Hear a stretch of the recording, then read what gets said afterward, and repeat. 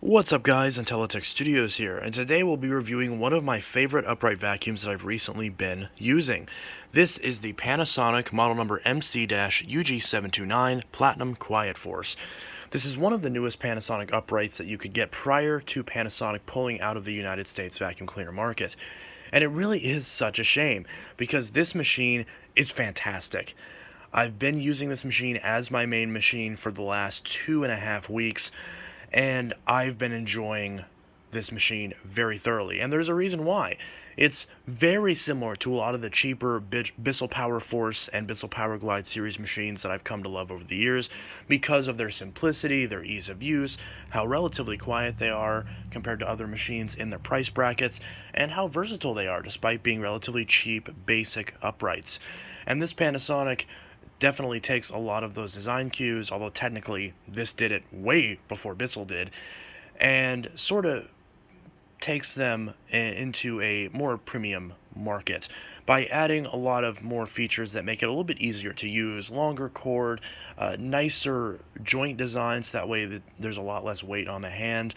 I'm not saying the Bissells are heavy on the hand, but just, compared to other machines, it reminds me a lot of also the Taconi uprights, but again, Panasonic did it first, and it shows, because the Taconi uprights, like the Riccar Vibrance and the Simplicity 7350 and a lot of those machines, of which I do own, they're just not as nice as this. They're not as nice as the Panasonics, which is definitely strange considering those machines are usually way more expensive. Now, the biggest problem with these Panasonics, and also the Taconi machines as well, which ironically the Bissells don't do, despite them being much, much cheaper, and that's my biggest complaint with this machine right off the bat, is as you can see, the actual tool bracket is busted off. For some reason, they used really thin tool brackets on these, they get really brittle, and they break off super easily, which has been the biggest deterrent of me as far as this machine, because this machine can use a lot of attachments. It can use, of course, Panasonic and the equivalent Kenmore attachments from a lot of the Kenmore machines that are made by Panasonic, but you can also use Bissell attachments from the aforementioned Bissell machines, and you can even use modern Dyson attachments from the modern US Dyson uprights, going from the DC-25 all the way up to the newest Dyson Ball Animal 3. All those attachments fit on the end of the hose and on the end of the wand, and you can use them in place of the original Panasonic attachments, which is definitely great, especially because it means that this machine is still perfectly usable for above floor cleaning, even if you lose the original attachments, because you can find aftermarket versions. Well, I guess would they be considered aftermarket if they're from another tier 1 brand? Probably not. You can find other compatible attachments that do work. And the nice thing is that this does have a brush roll shutoff. Now, my other Panasonics don't. This one has a brush roll shutoff. And of course, this machine, it does amazing on carpets. It cleans really well, it grooms really well, it doesn't have any sort of carpet height adjustment, but it doesn't really need it, because every carpet that I've used it on, it's handled itself just fine and hasn't required anything. And this particular machine does have a clutch mechanism kind of similar to a lot of other machines of this style, like for example the Simplicity 7350, some of the newer T-Series Hoovers, kind of a similar-ish overall design, even though the actual setup's a little bit different. So you do have a belt with a brush roll, and you can, of course, replace that belt pretty easy, but you've got a little pulley system that helps keep the belt up and off the motor shaft whenever you have it in bare floor mode, and it automatically shuts off when the machine is in the upright position, which is good. That's something that should be a standard on all uprights. This machine has it. It has a very nice black wooden brush roll with stiff bristles. Kind of reminds me of my Phantom brush rollers, but also a lot of the CWP brush rollers that you find in a lot of the Hoover wind tunnels. It very much kind of gives me that vibe, because it's, again, it's a wood brush roll, black slate, and decent bristles. The crazy thing is that these bristles aren't super stiff. I think I called them stiff just a couple seconds ago. They're not incredibly stiff, but they're stiff enough. They're a nice balance. They stick out a good fair bit, but they also have some give to them, which is good because it means that while this machine does clean really well, it does not tear up carpets. Unlike some of those Riccars and Simplicities, and even some other machines, like for example the Dyson DC-17, it actually can tear up your carpets. This machine does not have that problem at all, but it still cleans very well. So that's really great. Probably my biggest complaint with this machine also is that the head kind of floats a little bit when it's in the upright position, but I'm not sure if that's an actual design or if it's a flaw with my particular machine. I do notice that this part does tend to make a bit of some crazy noises, so I'm not sure if it's just warped a little bit, any input on that would be appreciated, because one of my biggest complaints is the fact that when I'm using the tools and I'm trying to pull on it, it does pull back a fair amount and can cause the machine to tip over. But that being said, it has yet to actually tip over while I'm using the tools, which is something I cannot say of machines like the Zibo Dart or the Dyson Ball Multifloor 2. So this particular machine cleans carpets very well, and surprisingly, it cleans bare floors really well too. So this machine has a bare floor switch. Push that button. Now, it doesn't really click very much. It very much kind of clunks when you press the carpet button, and the bare floor button's kind of a little, you know, I don't know if you can notice that. It kind of feels a bit different, so it kind of makes it easy to tell which button you're pushing. And they also are clearly labeled. 1 is carpet, 0 is bare floor. And this machine, if you notice the way it's designed, I'll lower it down again so we can take a look at this. You've got these little grooves in the base plate, which these are actually designed really, really well, because when I'm using this on bare floors, a lot of other machines with brush roller shutoffs don't have enough suction to pick up debris off the floor, and if they do, they scatter or push the debris all around, or just simply run over it and don't actually pick it up. Now, this machine does not have that problem. Out of all of the more basic style machines, because obviously there's machines like the Shark Duo Clean and the Dyson Ball Animal 3 where they have different types of brush rolls and different sort of customized cleaner head designs. Those are going to be better tailored for bare floors. But as far as a more traditional upright design with a brush roll that just has a basic shutoff with no squeegee or anything, for a more basic design, this is probably the best that I've ever used. At least one of, if not the best. Because it picks up cat litter, it picks up all sorts of dust and little pieces of food and stuff that end up on the floor. It even gets those just fine. Of course, general pieces of cat food are still going to be a little bit bigger, so it's still going to struggle with them a little bit, but way less than any other machine. So that works really, really well. So this is probably one of the few machines that's a more basic design upright, and also one of the best bagged machines that I've used that legitimately can still clean bare floors very well without having to swap out actual cleaner heads. So this does better on bare floors than the Miele U1. It does better on bare floors than the Zibo Dart. And again, when I say Zibo Dart, I mean with the stock cleaner head, not the parquet nozzle. So this machine is very impressive in that regard. So if I have to pick any machine out of my collection that's just a basic upright with a brush roll shutoff to use on bare floors, I'd pick this one. Even though this one, unlike those other two machines, don't have a squeegee, it still manages to pick up better, which is very impressive. And I think that's partly attributed to the main nozzle design, and also the fact that this thing has very high airflow and also really good suction as well. So just the amount of air that's rushing into the front of this machine, you can hear it when the machine's on. It really, really makes a difference. Now, of course, I don't like the fact that the suction is all the way on one side, but somehow this machine does manage to cope pretty well, although I still would prefer a centered suction feed. But, this it's not as much of a hindrance as it is on other machines, so it can still disperse the suction pretty well, but of course you are still going to get better cleaning on this side than this side, both in terms of main cleaning and edge cleaning as well. So that is something to note.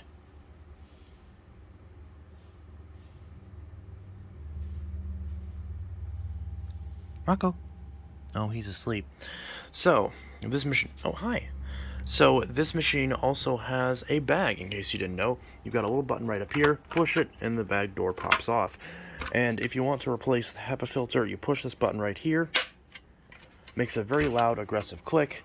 And then, if you push it hard enough, sometimes it's a little tricky, then you can pop... Okay. See, if I'm doing it by myself, it pops off just fine, but if I'm trying to demo it, there we go. So now we've got this door and a HEPA filter, which I do need to change, but I do have one of these. So it's just the basic Kenmore and Panasonic style HEPA filters, so these are still easy to find and easy enough to replace. Although again, I do need to replace this one. It definitely needs it, but I just keep forgetting to do it. But I do have one. Now, when I got it, it didn't have a premotor filter, so I got a premotor filter from some other Kenmore upright, which fits perfectly in this dimension, but it does stick out a little bit this way. I've been trying to find a good way to trim it, but for some reason, all my scissors and everything that I have are too dull to actually trim this filter, so the excess just kind of sits there. Probably not good for it, but whatever. And this is the output for the exhaust, and here's the bag. Now, yes, I do have a Riccar bag in here. Panasonic, of course, isn't in the industry anymore. You can still, as of now, find some genuine Panasonic bags, but it's really difficult, and you're probably eventually going to stop being able to find them. But the good news is that you can use Riccar and Simplicity bags as well. So for the equivalent Riccar, like the Riccar Vibrance and the Simplicity 7350, all those machines that I just mentioned, those bags are the exact same as the Panasonic bags in terms of size and collar width, so they do fit. So for now, I do have a Riccar bag in here, since that's just what I had on hand, because I already had an open pack and I didn't want to open up my pack of genuine Panasonic bags. But so even though this machine is not available anymore, and if you get one of these, it's going to be used unless you find one of the NOS ones on eBay and pay way too much for it, you can still use bags with this, and you can still find the bags, and you're going to be able to find bags for it for many, many years. And there's probably, I haven't looked, but there probably are some aftermarket Panasonic branded bags as well, or I guess aftermarket for Panasonic bags that you can still find. So definitely very nice. So the bag situation is not a problem, and both the filters are easy to find as well, as are the belts. So all those parts you can still find. So if you have one of these machines, or you're thinking about picking one up used, you can still get all the expendables, so you don't have to worry about that. Of course, repair parts you're not going to find, but the expendables that you need to keep the machine running, belts, bags, filters, maybe I think you can still get brush rolls, I think, but I could be wrong about that. But either way, you can get all the main expendables to keep one of these working, and that's definitely a good thing, because again, this is a really, really nice machine. Now, if we stand up, we can also see this machine is, of course, very lightweight. Again, it is a little bit heavier than like the equivalent Bissell's, because you do have a metal handle and you have a bit more plastic in the design. So it's going to be a little bit heavier than the Bissell Power Forces, and even it'd probably be very similar to some of the Maytag wind tunnels. So it's not a heavy machine by any stretch of the imagination, but it's also not Auric level light. It has a nice carrying handle right here that you can hold from either edge, although there is kind of a sharp angle on it, so, but the way that I hold it, it's just fine, and it serves its purpose, so no complaints there. Now on the back, if this tab wasn't broken, you'd have an extension wand and a combination dusting brush upholstery tool. Now, I do have those for a different machine. They're identical, and the extension wand is, as you'd expect, just an extra extension wand. And you also have the combo tool, which isn't amazing, but it gets the job done. And of course, you can use other attachments. The crevice tool does work well, but unfortunately, there's no suction relief on the machine or on the tool, which means that if you try to use this, it just clamps down, and it's really difficult to use it. Now, of course, you can use other attachments, so if you want to use one of the Dyson attachments that has holes to bleed off some of the suction, you can do that. It's not going to make a huge difference, but it does make a little bit of a difference, and it does make it actually usable. Because, again, this machine has so much suction and so much airflow that it really does clamp down to anything you're trying to vacuum if there isn't some sort of gap. So that is something to keep in mind. Now, you do also have the option to pull this off and attach your own hose if you don't want to use the onboard hose. So, for example, the hose that I mentioned that I have for my Simplicity 7350, again, even though they're different brands, it does fit in here and does work, so that's really nice. So, that is that. I mean, theoretically, you could kind of leave this slightly ajar if you wanted to get some sort of suction adjustment, but I'm sure it would just clamp itself back on. So, and that just snaps on. It's also good for clog removal, too, so that's really nice. Now, the main hose and the main wand are right here, of course. And the wand is telescoping, and the actual hose actually holds on with a little notch right there that you twist into place, so that way that holds it on so you don't have to worry about it popping off while you're using the machine.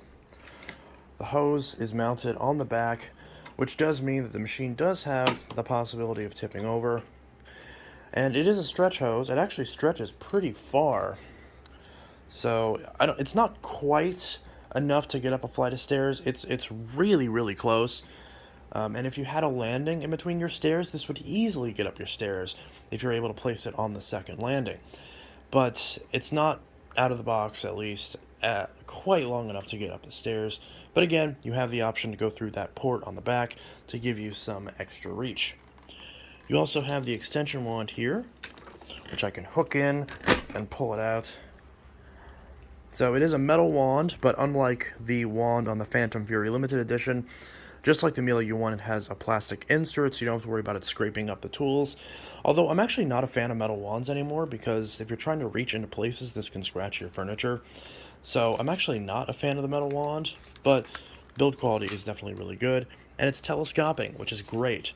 I greatly prefer having telescoping wands, and this is really nice because it makes it the width of a normal wand. And remember, if this machine didn't have a broken cord clip, or not cord clip, but a broken tool clip, it would have an extra static plastic wand that you could add to the end of this, which means along with the crevice tool and along with the combo tool, which you can use the crevice tool as a extension wand with it too, just like with the Bissels, you could get a really, really good amount of reach out of this thing. So it's quite nice. But even with just this one wand, I can still reach almost all the way up there. And if I have the crevice tool on, if I grab that crevice tool and pop that on, you can see that I actually do have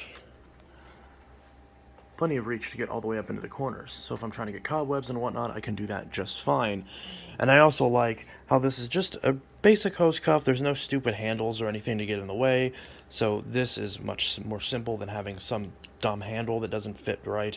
So I really like this. It's nice and easy to use.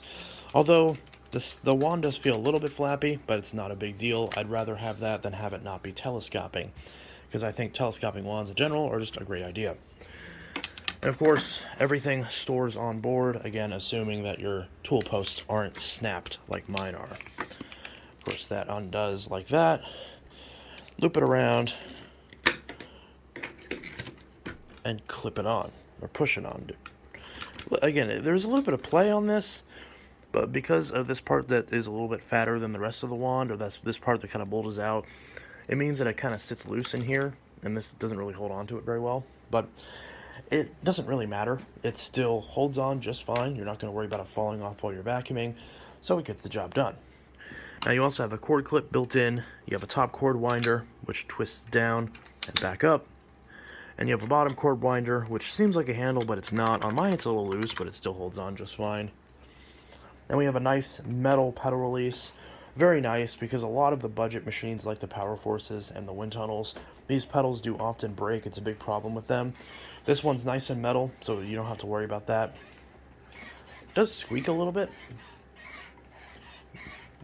Not sure why that is, but it does work. Now, unfortunately, I'm going to have to pause this video and run this in a few minutes after my lovely cat is no longer asleep.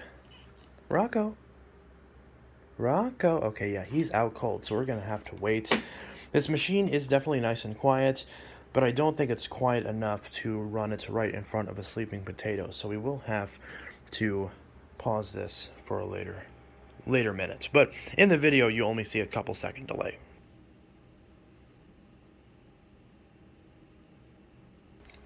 Sir, Rocco, are you awake now? Okay, good. Okay, I'll just vacuum around you then.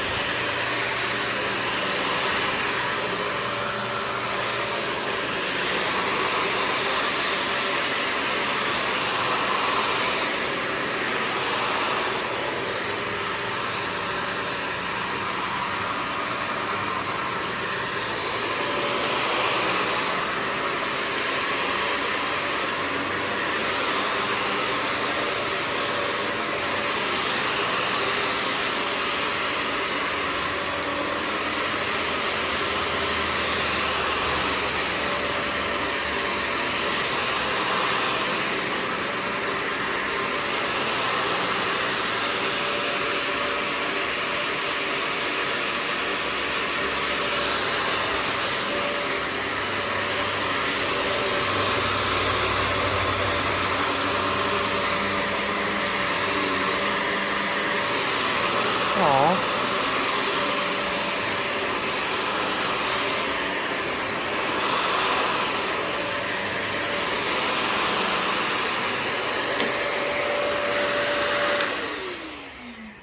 I tried to vacuum around him, but I guess I cut it a little bit too close. Oops.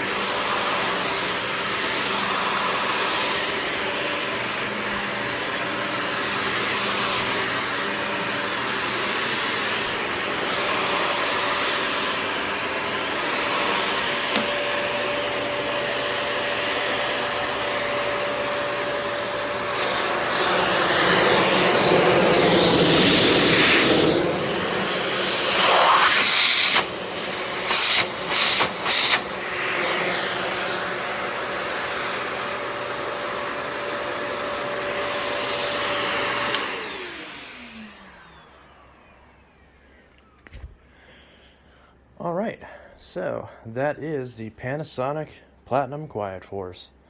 I think I mentioned almost everything there is to mention about it, save for a couple things, so we'll touch on those real quick. So, on the pedal release, you can pull it down a little bit and it will raise up, but that does also mean that I can't quite get all the way flat like some other machines can.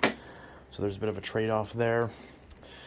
And the handle, I complained about it earlier. It's not terrible. It's not as bad as I thought it was. I've kind of gotten used to it, but it's still not my favorite handle design. But that's about it as far as complaints. The machine, it's nice and quiet, hence the name. It cleans very well on both carpets and bare floors. The tools are perfectly usable. The machine is nice and lightweight, has a nice long cord. Like, it has pretty much everything that I would want in a vacuum, realistically. So it makes sense why I ultimately decided to start using this as my main machine. Now, of course, I cycle through machines all the time, so it's not like, oh, it's so special because it got, because it's the machine I decided to use. No, I mean, these two machines, the Dimension Supreme and the Ball Animal 2, at one point were daily drivers as well. So it's not, it's not something that's like, oh, super prestigious, but the fact that I'm currently using it now, and those are the reasons why, I may use it for a little bit. And if I ever do decide to stop using it, it would likely be because of the leaning back issue and because of it not having all of its tools on board as a result of the broken clip. If it didn't have either of those issues, then yeah, this would be the machine I continue to use all the time, just by default for everything. So, of course, not every vacuum is perfect, and that does make it difficult for someone like me to decide what to use long term, and I always end up cycling through different machines. So, hey, is what it is. But that's the great thing about having a big vacuum collection, is I can switch between whatever I want to use at that point in time. So, but as of right now, this machine is still my main machine, and it will likely be for at least a couple more days. And I'll start using one of the other machines that I'll be in preparation for review, which will include machines like the Hoover Preferred and the Riccar Vibrance that I mentioned, although that one I don't like as much as this machine. In fact, I'm selling the Riccar Vibrance if someone wants it. But yeah, so that's that. The Panasonic wow. Let me rephrase that. The Panasonic Platinum QuietForce. This is Intellitech Studios signing out. Let me know your thoughts on this machine below if you have one or a similar one. And a big shout out to VacMaster 2020 for sending me this machine in the first place. I forgot how much I paid for it, but it was not a lot of money. So it was definitely a good deal. And that's pretty much that. Go subscribe to his channel. Hopefully I remember to link in the description. I don't think he does much with his channel anymore, but I could be wrong. This is definitely something that, is right up my alley in terms of vacuums I like. So if you do find one of these locally in your area and it's in decent shape and it's a few bucks, pick it up. Like, it's a great machine. Unless there's something majorly wrong with it, because I've been picking up some Panasonics over the years, and I do have one that's a parts machine in the basement, but a couple of them I've been able to save. So, I definitely really like these. It's really is a shame they're not in the U.S. market anymore, because especially with what Tacony's doing, and how Bissell has kind of abandoned their bagged uprights, and how pretty much, every other company has literally abandoned their bagged uprights and don't even offer one anymore. Bissell offers like 2 right now, and they're not very exciting. But yeah, that's that. But that being said, if you can't find one of these and you're really wanting something similar to recommend, the Wind Tunnel T Series is still available, the Tempo variant, but it's like $200. It's a little overpriced for what it is. If you're okay with getting a machine like this without a brush roll shutoff, then I recommend the Bissell Big Green Commercial PowerForce Pro. This one. So if you're okay with not having a brush roll shut off, but you want something similar, then then that machine would be good. And if you must have a brush roll shut off, then the T-Series Tempo is really the only option that's left. But that machine is pretty much being slowly discontinued. So, strike fast while you still can. There's not a lot like this out there, unfortunately. So, anyways, this is Intellitech Studios signing out. I'll see you guys in the next video, and I hope you all have a good one. Peace.